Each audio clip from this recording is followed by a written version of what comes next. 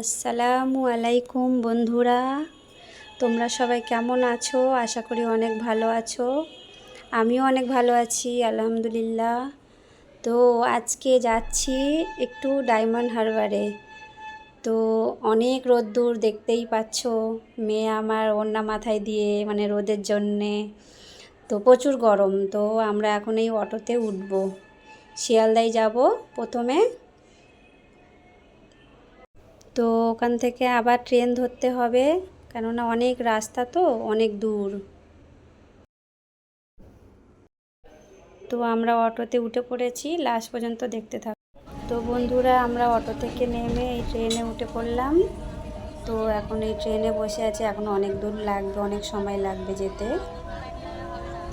তো আমরা এখন ট্রেন থেকে নেমে একটু লেবু পানি খেয়েছি।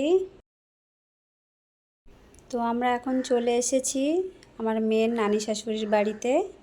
তো লেবু পানি খেয়েছি, তারপরেও একটা বাস ধরতে হয়েছিল। তো আমরা নিতে পারলাম না ভিডিওতে, কেননা অনেক গরম, ভিড় ছিল, তো তাই।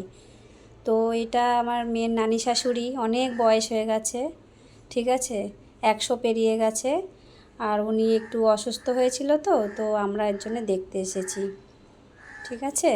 আর এই মেয়ে একটু গল্প টল্প করছে নানি শাশুড়ির সঙ্গে, সবাই একটু ইয়ার্কি ঠাট্টা করছে, ঠিক আছে।